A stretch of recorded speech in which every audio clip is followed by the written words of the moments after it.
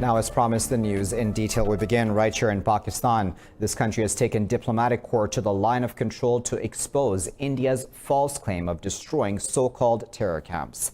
Foreign Office spokesperson Mohammad Faisal said the Indian side neither joined nor provided the coordinates of the alleged launch pads. Faisal said claims by the Indian Army chief of destroying camps along the LOC have been falsified with irrefutable proof. Pakistan's military spokesperson, Major General Asif Ghafoor, is expected to brief diplomats and media at the site. Meanwhile, Pakistan's Foreign Minister Shah Mahmood Qureshi said this is yet another diplomatic defeat for New Delhi. In an interview, he said Islamabad has repeatedly asked India to provide the coordinates of those so-called camps, but no response has been given. Pakistan's military spokesperson, Major General Asif Ghafoor, said the Indian High Commission could not stand by its own army chief's claims.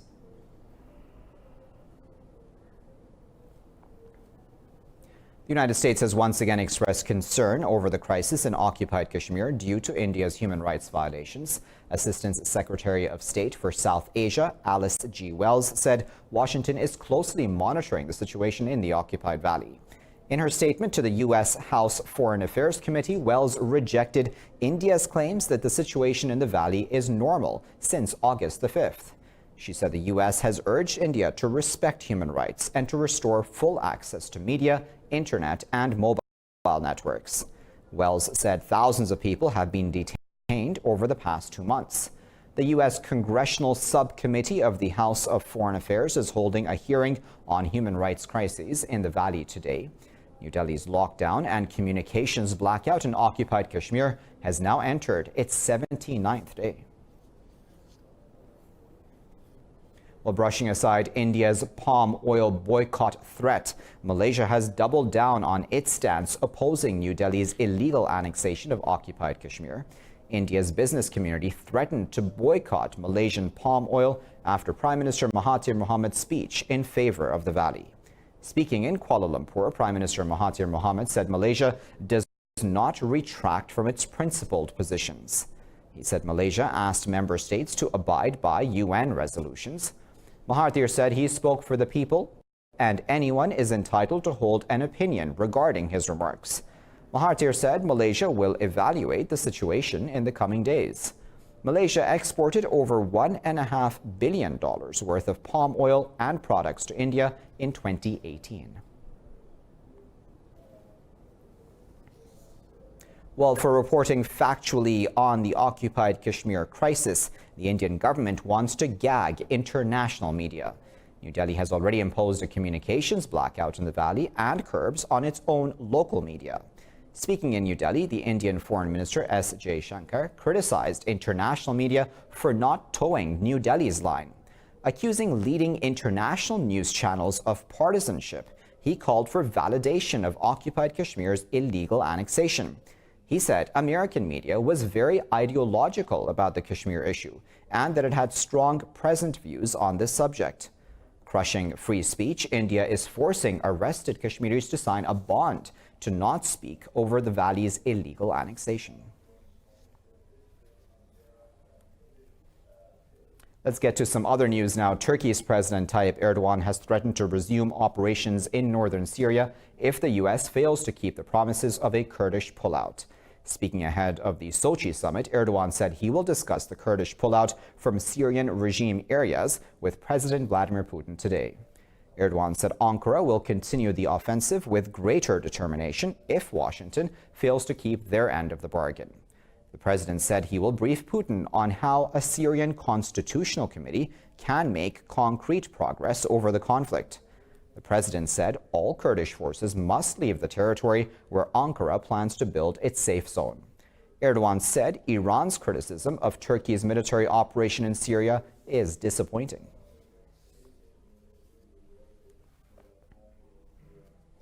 Meanwhile, the Taliban have rejected the Pentagon chief Mark Esper's proposal for a partial drawdown of U.S. forces from Afghanistan.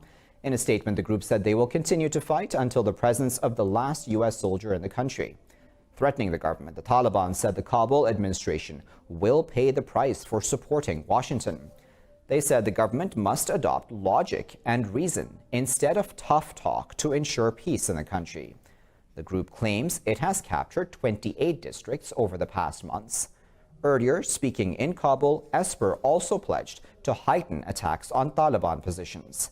He made those comments during a press conference alongside President Ashraf Ghani during his visit to Kabul. In related news, U.S. Special Envoy for Afghanistan Zalmay Khalilzad is on a tour to discuss the stalled peace process with Russia, China and European states. In a statement, the State Department said Khalilzad will travel to Brussels, Paris and Moscow. It said the envoy will discuss ways to accelerate Afghan peace efforts with allies, including the European Union and NATO.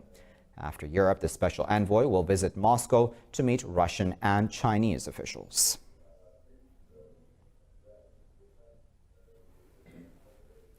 Britain's Parliament will debate and vote on Prime Minister Boris Johnson's withdrawal agreement bill today.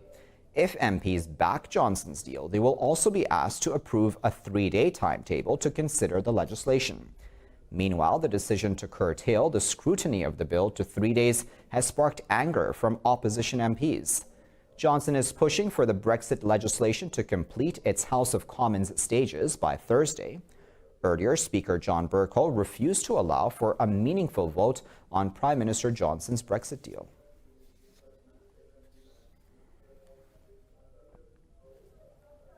Canada's Prime Minister Justin Trudeau is set to retain power, but in a minority government.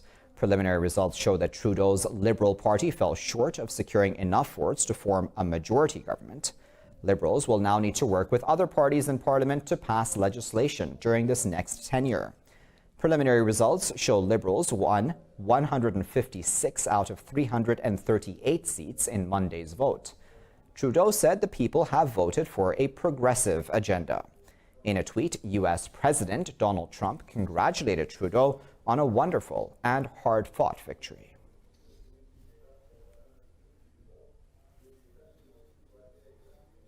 The right-wing Swiss People's Party has won federal elections in Switzerland.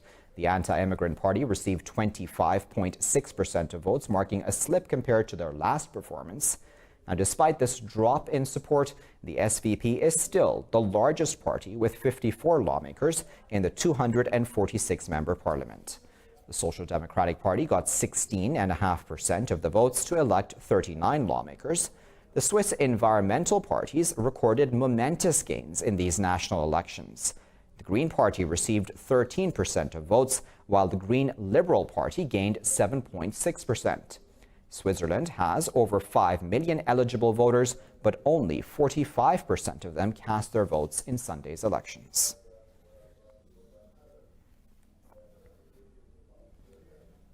Violent clashes have broken out in almost all major cities of Bolivia over results of Sunday's presidential elections. The main opposition candidate has rejected the results as President Evo Morales appeared to be inching towards a fourth term. Rival supporters clashed in the capital La Paz and set a local electoral authority headquarters in Sucre City on fire. Carlos Mesa, who came a close second to Morales, denounced the revised results released by election authorities as a fraud. Mesa accused Morales of colluding with the Supreme Electoral Tribunal to avoid a second-round runoff vote. The U.S. has also condemned the Electoral Tribunal's attempts to subvert Bolivia's democracy by delaying the vote count.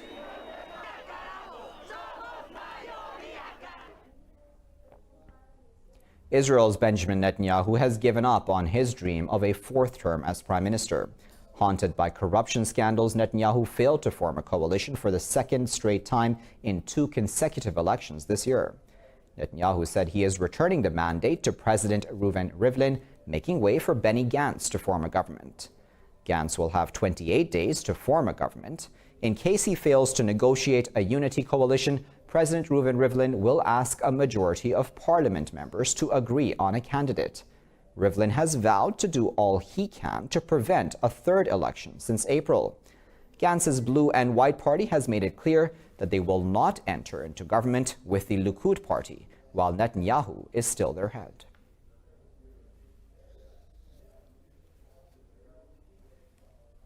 In news coming out of Lebanon, the cabinet there has approved a package of reforms to pacify protesters calling for the government's removal. Speaking after the cabinet meeting, Prime Minister Saad Hariri said no new taxes will be imposed in next year's budget. However, protesters have rejected these reforms, saying they do not trust any plan by the current government. Massive protests have rocked all major Lebanese cities over allegations of fiscal indiscipline and corruption. The demonstrations are the biggest in Lebanon since 2005. With tens of thousands of people on the streets across the country, the government rushed to implement the long-delayed reforms. The cabinet approved many austerity measures, including the slashing of lawmakers' salaries by 50%. A 50% reduction in salaries of current and ex-lawmakers and ministers. 4. A reduction in the budget of the Development and Reconstruction Committee, the Fund for the Displaced, and the Committee of the South by 70%. Prime Minister Hariri also announced that the government will privatize power production plants within 4 months. Hariri said he supports the protesters' demand for early elections. You have to know your voice is being heard, and if early election is something that you want in order to make sure that your voice is being heard, then I, Saad Hariri, will personally support you in this. Hailing the protesters, Hariri said the demonstrations have put the Lebanese national identity back in its place. Let's begin this segment of the Bulletin in Japan, where new Emperor Naruhito has been formally enthroned at the Imperial Palace in a grand ceremony. The emperor officially began his reign in May after the abdication of his father Akihito. The centuries-old ceremony at the Sidon State Hall was attended by hundreds of dignitaries from around the world. The enthronement of His Majesty the Emperor is being celebrated as a national holiday all over Japan. Congratulatory banners are flying at subway stations and street corners across the country. But the celebratory mood has been tempered by Typhoon Hagibis, which tore through Japan last week. Naruhito is the nation's first monarch born after World War II.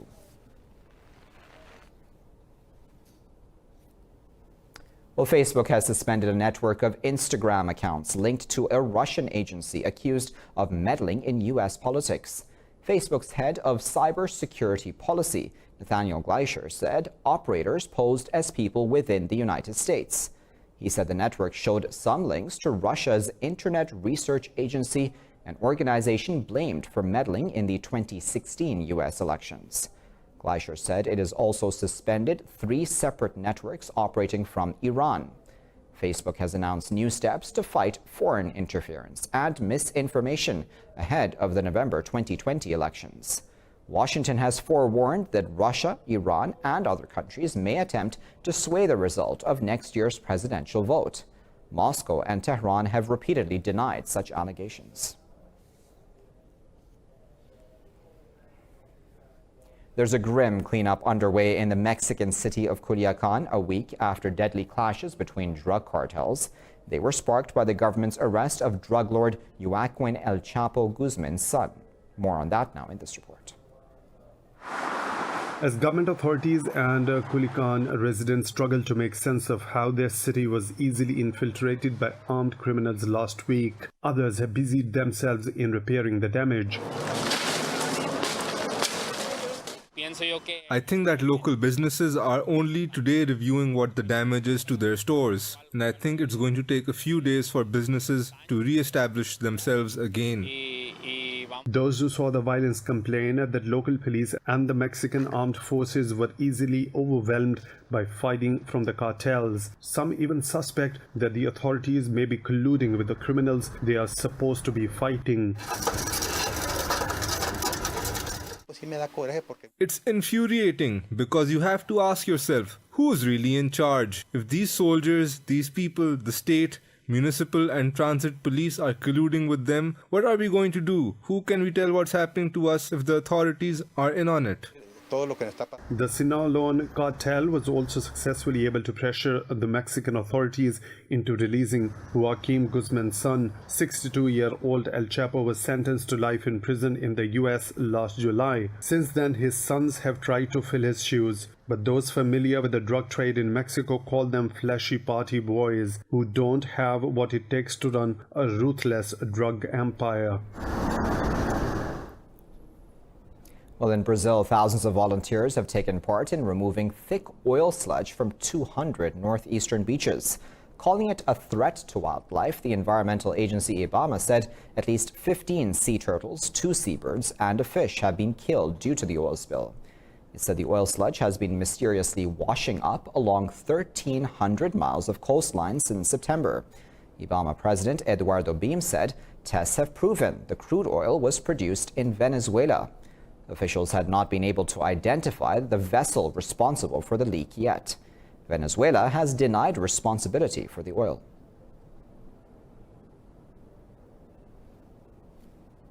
Staying in Brazil, the intention of breaking the Guinness record, a team of graffiti artists in Sao Paulo has painted a 10,000 square meter big mural. The colorful work of Urban Aquarium covers 15 tall buildings right in the center of the city. This report tells you more. What is a better way to brighten your day than to see fantastic squids, jellyfish on the side of a city scraper? This massive graffiti-style urban aquarium is adding fun and colors to the dull days of passers-by in Sao Paulo.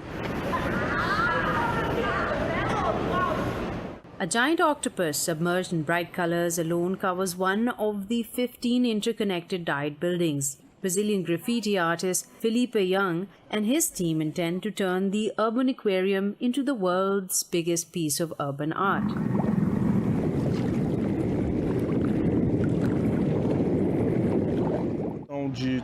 It is a painting of more than 10,000 square meters on interconnected buildings forming complex work, which is immersive. It's a privileged location in the center of Sao Paulo. Flip said his words aim to raise awareness on environmental and urban issues. The size of the project brings with it the importance of preserving bodies of water. Aside from bringing color and life to the center of Sao Paulo, which is made of concrete, steel, and ash that is tiring in people's day-to-day lives.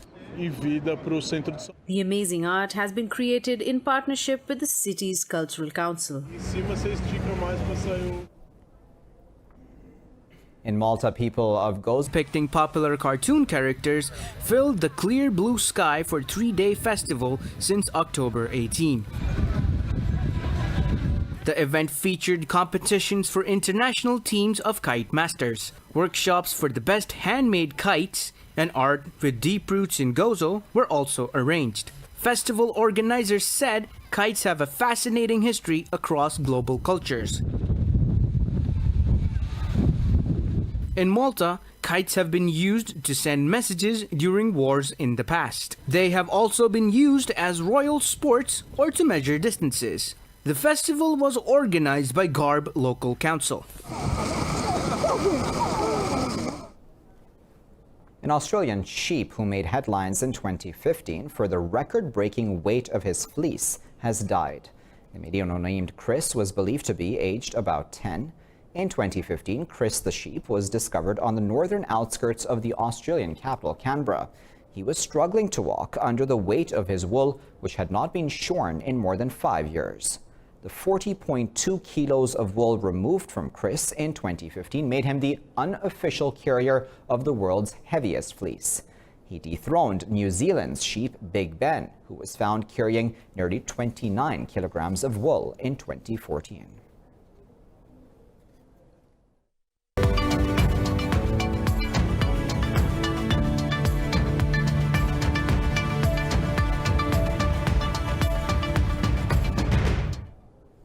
In Europe, stock markets have opened in negative territory because of continuing uncertainty about Brexit, but most Asian stock markets have closed higher on rising optimism of a trade deal between the U.S. and China.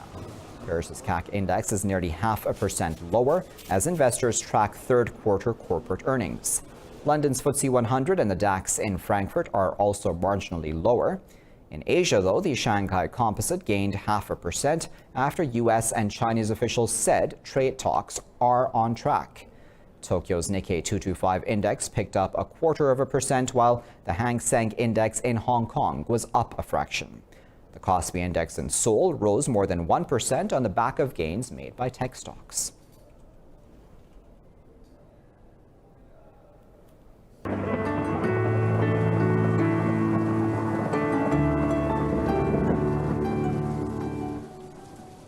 Time now to find out what the weather is like around the world.